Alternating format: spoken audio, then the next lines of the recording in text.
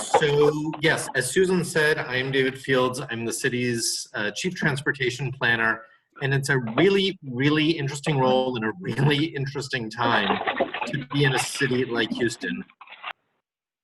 Much more importantly than me by myself is me as the team, or our team overall, in the Transportation Planning Division of the city's planning department. This is us. There are 6 of us. Peter's on the line also. You may have spoken to Sharon Moses Burnside. You may know Melissa Beeler from the Bike Plan. You might know Lauren Grove, who leads our Vision Zero effort. Brian Smith recently joined us from Detroit and is kind of helping on everything. There is no possible way we can do the city right by only one of us. So almost everything we do functions as really a solid team. So if you see any of these people at any of our events, working on any projects, say hi. We're all pretty friendly, and we're here to serve. And what is it that we are here to do? So it's really simple stuff. In my mind, planning is not rocket science. It is not brain surgery. It is to provide safe and reliable transportation for everyone. And that's okay, that's kind of nice, and mom and apple pie and all those good things, but it is a little bit more detailed than that. So what does it mean? Our role is to help Houston be a great place to live, work, and play, specifically to provide economic opportunity and high quality of life for everybody. So it's not transportation just for the sake of moving people. It is transportation to help people either get to work or get to school, to go play, to go to our great parks and bayous, to go to church, to visit people. That is what transportation does when it does its best. And we really break it down to 3 consistent guiding principles. Every project we work on in our group starts with these 3 things: safety, equity, and that includes some very hard conversations about overcoming historic inequities, and building and supporting the community over the long term, what we're now calling more as resiliency. Before I go into all of our projects and a lot of the things we're doing, I think it's really worthwhile to have a conversation about what streets are for, because more and more people forget it's for many, many things. So when you ask people, what is your street for? The first couple of things they'll say tend to be the obvious ones. It's about moving things. Mostly people will say it's about moving cars, but really it's about moving all things. Cars, people walking, biking, transit. And then the next thing they'll say, well, if they're not moving, we're probably parking there, storage. And okay, we use a lot of our street space for parking cars and bicycles. Those are kind of the ones people gravitate towards quickly, but streets are much, much more than that. More and more, we're realizing that our streets can be used for retail, whether markets or restaurants. And we're going to come back to this in a moment. Towards the end, I'm going to talk a little bit about our current Main Street project. It is not a surprise probably to anyone on this call, but it is really good reminder that we use our streets to play. Whether it's an organized event and we close down the street to everything else, whether it's sidewalks that are hopefully there every single minute, or it's the streets that we're working on that people are using and we know we need to rebuild. Our streets are some of our greatest places to play. Now we get a little more esoteric, a little deeper in the conversation. Our streets are places, the very first place every single day where we start to interact with our community. You leave your home, maybe you walk to the bus stop, maybe you bike somewhere, maybe you get in your car, but mostly the first time you see people is when you're out in that public realm. So if we make these human scale, we increase our social interaction. And that is really valuable when we need to ask people their opinion of things, really gather the community together to support things or not support things. That space where we come together, that's really valuable. And there are times when it is the dominant thing we do. Recently, in Houston, we have used our streets to protest on an order of magnitude that we hadn't seen in a very long time.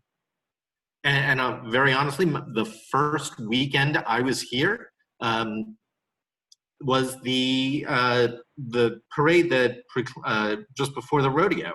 So we use our streets, we close it to all other things, and we just use it for different people space. There's no transportation purpose in any of these, really more of a show, even though there's a horse and buggy there, horse and cart, but it is not about the transportation function then, it is about using the street to support our community. So at the end of the day, when we need to kind of figure out these words that talk about our streets, on all levels, our streets are used for connections. Whether we're connecting with different people, whether we're connecting with our society through art, whether we're connecting to sell things, or we're connecting to travel by all our different modes. This is what happens in our right-of-way. These are our streets. And what we're trying to do in our group is to talk to people and educate everybody about all the different things our streets can do for us if we break out of the mindset that all we need them for is to drive on. So then it's really, really important to ask ourselves, have we designed our streets to do the things we want them to do? I've worked in many communities and very frequently I'll hear, well, we want to be able to drive fast. So we have built a whole lot of lanes. And we don't want to slow down at intersections, so we built high-speed turn pockets. And if everybody's driving to all these places, well, then we want to provide a whole lot of parking when they get there. And I want to tell you right now, if those are the things we want for our city, we will never have this place that you see on the right. These are two mutually exclusive urban forms, and is completely in our control what we build. What we build has got to be clearly based on what we as a community have asked for. So we take it a step further, because once we start talking about the form we want to build, cities, planners, engineers, we've been really, really focused on certain metrics, and I'm not sure they've always been right. I'm guessing many people on this call, you're familiar with the term level of service. It's just a term that basically says how many cars get through a traffic signal on one green light. And a traffic engineer would look at these pictures and say on the left, well, that's a ton of traffic, that's slowing down, that line of cars on the left that's coming towards us, that may not make it through a traffic signal on one light.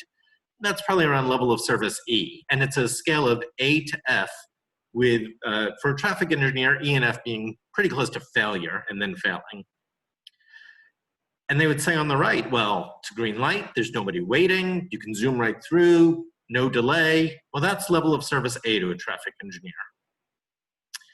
But that isn't what's best for our city. And so when I start to talk to other professions, they look at this exactly the opposite.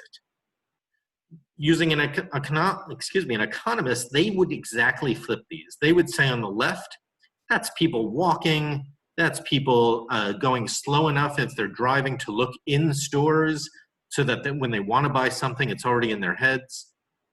And they'd say on the right, nobody's really walking on that street. They're waiting at the corner, but they're not particularly looking in the stores. There is no way anybody driving is going to slow down to see anything. That's a failure from an economist standpoint.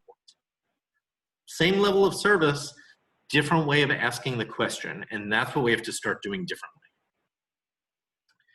We also need to give a lot of thought about how we frame the question. So the exact same amount of space can do a lot of different things, but it can only do one thing at a time. So if we ask about how many vehicles we can push through in a lane, we get a certain answer. If we talk about how many buses we can push through, we get a certain answer. If we talk about how many people are in those cars, on those buses, or even walking, we get very, very different answers for the same amount of space. So if we're going to dedicate space to do things, we need to make sure that we are asking the question and framing it in the way we want to really reflect for our city. So just one quick kind of coming around slide. We start with the understanding that transportation is not the thing we're aiming for. Transportation is how we get places. It is how we get to school and jobs and to community. It is not the thing we want. It is a tool in our toolbox. Every community's answers to what their goals are going to be unique. And if you ever hear somebody say, I'm brand new in your town and I know what your goals are. They are trying to sell you something. But what our planning process should do is help us ask those hard questions about what our goals are and what we're willing to trade off to get those goals. So I say, if somebody shows up in your town and they know what your goals are, be suspicious. And I say that having just moved here 6 months ago. So I took a deep dive into Houston's big documents that are out there that show our city's goals. The two big ones right now are Plan Houston, which talks about equal access to opportunity and prosperity, healthy, active lifestyles, which doesn't actually talk about transportation, but really tells how we can do it, and a thriving, resilient, diverse economy.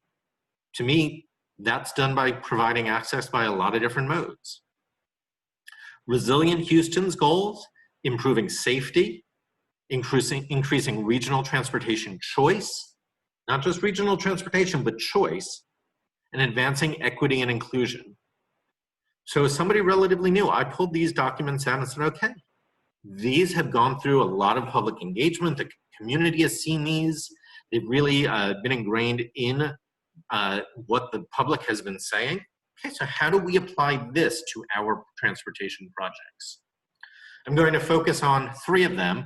I'm guessing most people on the call are probably most interested in number 3, but it is really worthwhile to show all the different things we're working on. So the first one is Vision Zero, which is the city's commitment to eliminate traffic-related fatalities and serious injuries on our roads by 2030. So in 10 years. And a scale, right now we have around 200 fatalities on our roads every year. Every year for the last 5. It goes up a little, it goes down a little, it's right around 200, which means for every 3 days, we've got about 2 fatalities. That is a number that is just unconscionable. As a city, we've got to do better. So Vision Zero, we are working on it right now, led by Lauren Grove, and starts with the premise that no loss of life by traffic collision is acceptable. And when we ask people these questions, how many fatalities would you accept? They usually, sometimes they'll name a number, well, maybe 100, or Houston's a big city. Then we ask them, well, how many in your family is acceptable? And the answer for everybody is 0. So if everybody's a member of the Houston family, 0 is the number that's acceptable for our Houston family. It prioritizes safety and accessibility through street design for people of all ages and abilities. But really, it is key that we design for the most vulnerable road users. So that should something happen, and people are human, crashes may still happen even if we do everything perfectly, the penalty for making a mistake should not be death. We can do better. I've provided the link to our project website there. I encourage you to take a look. We had very successful virtual open houses over the summer. Had a couple of 100 people at the one in June. We just had follow-up ones in August, and there'll be one more round coming up. The plan is going to be released as a draft shortly, and then one more chance for everybody to weigh in. But I wanted to give you a little sneak peek. This shows what we call the high injury network over the last 5 years where crashes are taking place. This is 60% of all the crashes that happen in Houston happen on 6% of our city streets. So this really goes to a data-driven approach that says, okay, if we're going to really make things better, if we're going to take the bull by the horns and figure out the places where things are worst, this is our starting point. We can make things better because we know where things are going wrong. The second project that our group is working on I want to talk to you about is the Houston Bike Plan. So we have a goal by 2026 that we're going to achieve a gold level bike friendly city. And we have different components of that. It talks about a lot of why you're all on the call tonight: safety, increasing access. But I think what's worthwhile is to look at where we're starting from. A lot of people don't realize that if you take all the high comfort bike facilities throughout the city, we're actually getting close to 500 miles of high comfort bike facilities. That's nothing to sneeze at. Other cities, when I talked, they said, no, you must be mistaken. You're talking about you have 50. We've developed almost 50 this year alone. We are trying to reach almost 1,500 in the long run, so the map looks like this. It's not short term, it's gonna take us a while, but every time we look to redesign a street, we look to redesign it for multimodal access, including bikes. And now the big one, the one I'm guessing you all wanted to really talk about tonight, the North Houston Highway Improvement Project, I-45. I wanna start with the direction from Mayor Turner. He wrote this in a letter, this has been out there, he's spoken about this multiple times. He's not against NHHIP, it's a potentially transformative project. And it is really important that we really achieve the value of this project. But he's been clear, TxDOT has a responsibility to design this with positive impacts for our community, for the city of Houston and the greater region. And if we're not doing this, we need to slow those brakes and not support it, because that is how transportation creates a great place, those connections we were talking about earlier. So what are the goals that the city has laid out, working with the facilitation group that Peter mentioned that he was the leader for the last year, talks about those things that you heard in those other plans, strengthening the economy, the resiliency piece with reducing flooding, making travel safer for everyone. Does talk about increasing capacity for all users, but that means looking at person trips, not just vehicle trips. Preserving and preserving the neighborhoods while enhancing connectivity to help them travel around. Protecting and enhancing our green space, minimizing the right-of-way needed, and making sure we can evacuate when evacuation is needed. So I'm not telling you anything that hasn't been out there, that the mayor hasn't said and signed, and that those are our marching orders. I also want to talk about some other projects that don't get nearly the press space, but there's a lot going on in our little group. So transportation is all the different components I talked about earlier, and parking is a big piece of that. Over the last few years, the planning department has led the charge to eliminate parking minimums in the code in downtown, midtown, and Edo. We just recently led what's called our More Spaces program during COVID, when restaurants have restrictions on how many people they can have in their restaurants. We've said, you know what? You don't need so much parking either. Take up to half of your parking lots and transform that space into table space so you can serve more customers with fewer cars. Right now, we're working on our opening of Main Street project. That's in the downtown where the light rail is, where we're saying Main Street's not a really good through street to begin with, but we've got restaurants who could use that space better. So let's figure out a way we can close it to vehicle traffic, let restaurants set up more tables there, and make it a walking space all up and down. And then our Slow Streets pilot out in the Eastwood area, which connected Dumble and Milby over to Eastwood Park. We use that as kind of a training project, and we're learning from that to see what we can do citywide. And two other things I do want to touch on that are not transportation alone, but more comprehensive planning, are complete communities, which are 10 neighborhoods throughout the city, which have been underinvested in, certainly through that equity lens, and we can do better. And transportation is a big part of that. And then most recently, the really significant changes to our development code for walkable places and TOD ordinances, which say, if you're going to develop in these areas, we want our urban form to look like the right side of that picture I had shown, not the left side. So I want to bring everything back around for you now. Our three major efforts that I talked about, Vision Zero, the bike plan, and I-45, and those 6 goals that I pulled from Plan Houston and the resiliency plan. If you go down this list, every single one of these goals are reflected in the work we're doing in these 3 major projects. What we can promise you is that this is how we are working. When projects are in our control, when we can lead, when we can say this is what's best for our community and we want to involve them, this is how we go forward with it. We're going to work really, really hard. We're going to work with you every step of the way. And hopefully we're going to create a Houston where we all want to be.